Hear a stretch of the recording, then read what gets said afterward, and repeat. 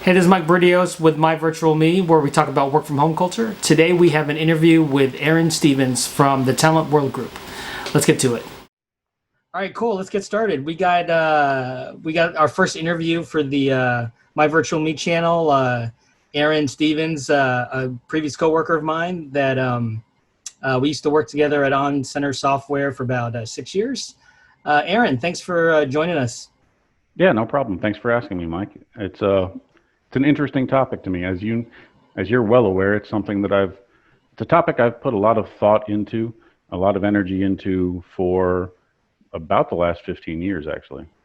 Yeah, it's a good point. Like when I first started out on Center Software, you were managing the tech support team, and the whole team. Unlike other parts of the company, that whole team had a policy of being able to work from home if they wanted to. So, can you talk a little bit about setting up that policy, the challenges that you had instilling that policy, and how did it go? Sure, and it's a long story. It's not always a smooth story. And it actually goes back before on Center Software. In my previous company, was a large telecom internet company. We were experimenting with work from home teams way before the technology was where it was at On Center. Right. So I came to On Center, I don't know, maybe 4 years before you did, with a background of being able to establish work from home teams and actually do it successfully. And the tools were getting better and better. So I tried to introduce that to On Center. I won't say tried, I did introduce that to On Center. That's right. At the time when I was hired, there were a couple people who could work remotely, but they were unicorns. It was a rare thing, right? You had to be specially approved to be able to do that. And there had to be a solid reason, like your geographic location. And you had to be actually an exceptional performer, a high-level member of the company. So it was definitely a challenge to establish that as like an entire department. Actually, many departments can pull this off successfully. There was a mindset change that needed to happen with some of the senior leadership in the company that you can have successful remote workers. Right. Just because you can't walk over and look over someone's shoulder, it doesn't mean that they can't be productive. And so there was a long-term evolution of both attitudes and technology. Yeah, I kind of think that that's kind of the heart of why I'm starting this channel is that that idea that across the industry that management often has a problem with trust, understanding whether or not trusting if people are actually being productive from home, or whether or not that they need to be in the office, and now there's no choice. They have to accept work from home or else, and that's what I'm trying to capture here. Is this is a big paradigm change, and kind of watching how we all go through this together and learn how to do this together. I think is going to be interesting. 10 years from now, this will be really natural to everybody. And talking about it now as we're going through it, I think it's going to be nice to capture. There was a beginning to this where even though people had work from home, it was still something, from company to company, you had to, there was usually a culture against it, and you had to prove that you had a special situation or something that you could do your job effectively from home. Correct. Or the company was being revolutionary and they were experimenting with it. But yeah, and it's changed a lot in the last 4 months. It changed big time, whether people were ready for it or not. And that applies to the companies and it applies to the individual employees. All right, so talk a little bit about the company that you're working for now, because I know you work for TalentWorldGroup, and the entire culture is work from home, right? So how old is this company? The company is 2.5 going on 3 years old now. And let me, as part of that introduction to the company, let me tell you what I kind of think there's basically several categories of companies I think right now that are in this situation that we're in, where a lot of people are working from home that necessarily they weren't ready. First, and I'm going to go from kind of lowest to highest. And on the lowest level was a company where no one worked from home, with the exception of, like I said, the unicorns, the business owner a few high-level managers, maybe you're the leader of your IT department. These people would work from laptops pretty much wherever they were, and a lot of it was due to need. You know, these, like the business owner, they're taking work home every weekend. They're not really taking their days off because they're that heavily invested. But culturally, no one else in the company was going to work from home. Then at the sort of the next level up are the companies who had an established work from home policy, where it was tried and true. The systems were in place. Some departments could, some couldn't. It depended on your job responsibilities, but the systems were all there. And in addition to that, they had a solid disaster recovery plan, which included the ability to abandon ship on the building. So in a crisis, everyone could work from home because the systems were already in place for those departments that were using them on a regular basis. And then the company that we worked at, that was really important for that policy to be in place. Why don't you tell a little bit about what happened at On Center Software? Well, I don't want to go. Well, there's too many tangents here. Basically, disaster recovery became a huge selling point that made work from home critical for our company at the time. Because I mean, we live in Houston. Houston has floods. So the quick example would be Hurricane Harvey, where we knew the hurricane was coming. We knew the city was going to flood. So because we had a solid work from home system already in place, we knew the tools were there. We were able to, a couple days before the storm, pre-prep our employees, get everyone safe in a safe location, and basically ensure that the office was closed when the storm hit. No one was commuting, and keep the company running without anyone needing to come into the office. And so that's that middle tier of readiness. And I think those companies right now are in a much better place than that first category that I talked about, where no one worked from home. They are in kind of a panic mode at now 4 months in, because in a disaster you've got, so what I have observed is that during a disaster, in the first few days, people and organizations are exceptional.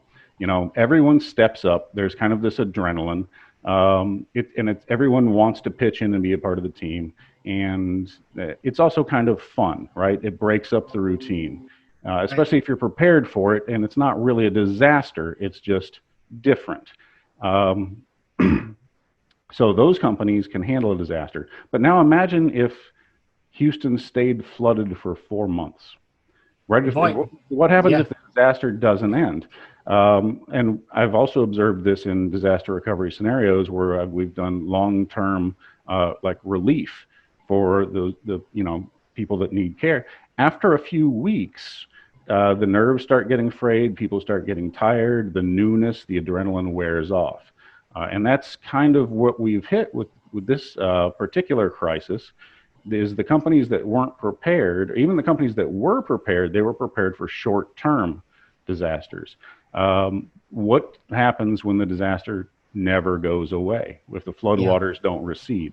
And that's kind of where we are now. We're 4-5 months into this, and there's no end of the tunnel in sight of when a lot of companies are actually going to large-scale return to the office.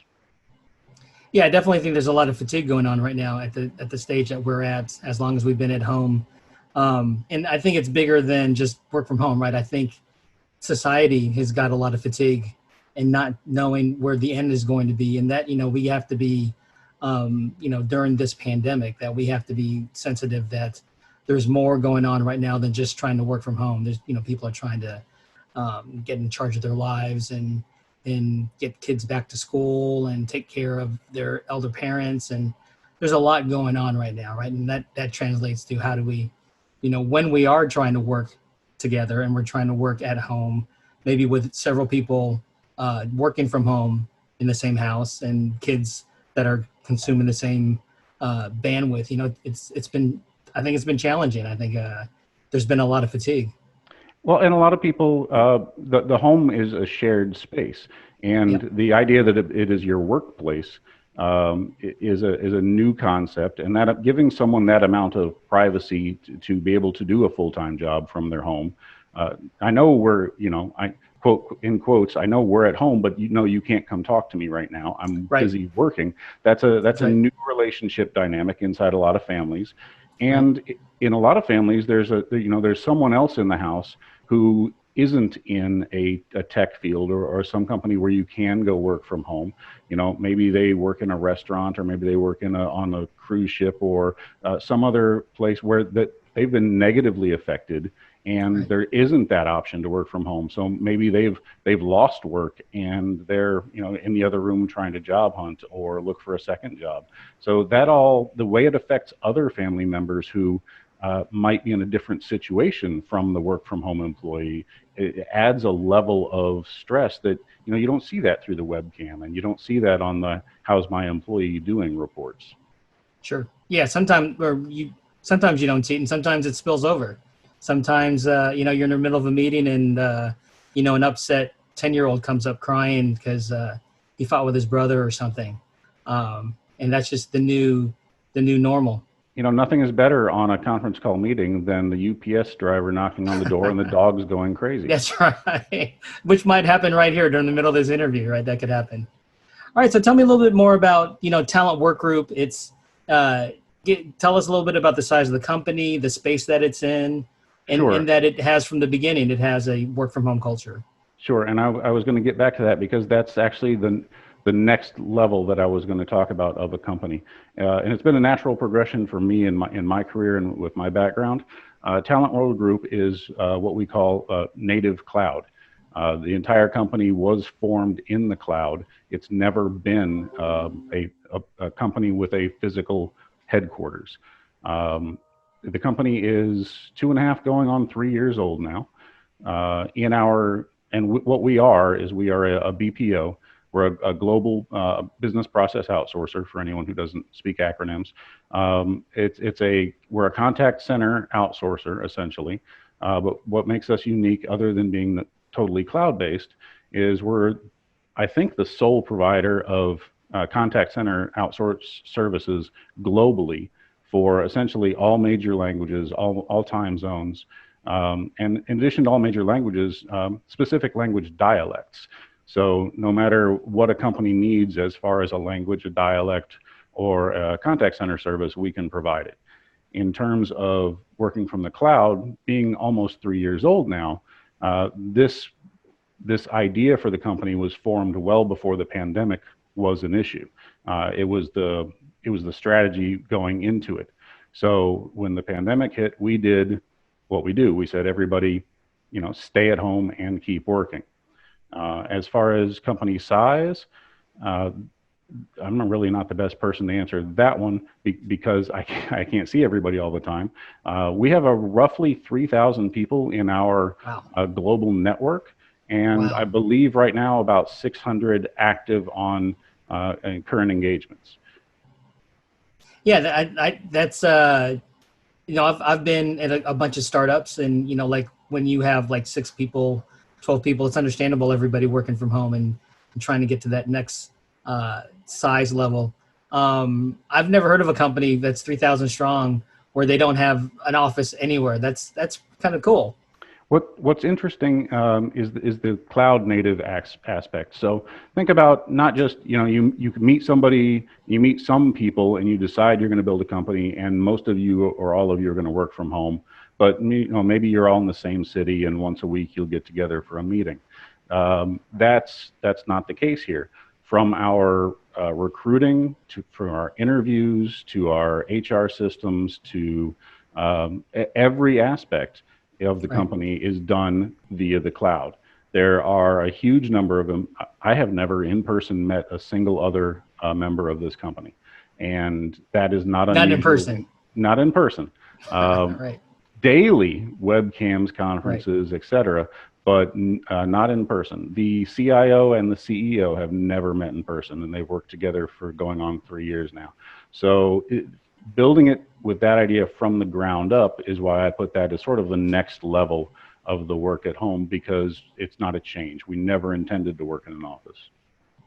Yeah, and like I think for most companies right now, they're trying to, and I think they're finding, I think they're surprising themselves, going, "Wow, we actually can work from home, and it's not nearly the hit to productivity as we feared it might be." Right? I think companies are surprising themselves that that there's as little disruption to normal business. At least that's the experience that I've seen. But your company actually, since it started from the beginning, it saw a lot of benefits of how it could be agile without, because the office was holding you back. Like, talk a little bit about your ability to get the talent that you need to get, because of your work from home culture. Well, the obvious first one is that because we specialize in being able to provide any language, any dialect, we don't have to be there. We don't need to go open up an office in a particular, province in China and able to get that dialect of the Right. Chinese speakers. So we're able to globally source. So when a customer comes to us and says, "Hey, we need people who can speak South African English," we can source that without, opening an office, sending somebody down there, doing a bunch of physical interviews. That's an easy thing for us. What strikes me, especially, and you said the word agility. If you think about just our last company, let's say there's a minor emergency. Let's say a certain employee can't show up for work, and they were critical that day. And so you're their boss, and you're calling other people like, "Hey, Bob called out. Can you come fill in?" In any major city, that's okay. Uh, somebody else finally agrees after 3 phone calls, they're going to come fill in. They have to get up, get ready for work, make the drive. It'll be an hour and a half before they get there. Um, Anyone in this company can be ready and fill in, jump in on a project within minutes. Even if they weren't ready, it's like, okay, let me finish lunch and log in. So you cut down on a lot of that readiness time. Yeah, no, like for finding staff, my own problems. Like, my company, we have an office in Houston, we have one in Cincinnati, we have a couple other locations. But trying to fill specific skills and doing, and when you're searching for people in those specific cities, it could be challenging trying to find specific skills. And if I didn't have that as a constraint, it'd be so much easier to find the talent that we're looking for at a certain time. Right. It takes being able to find them, and then making sure it's somebody that is a fit, that culturally, technologically, do they have a good home office? Can they pull this off? And then going through that process of recruiting them into a fully cloud organization.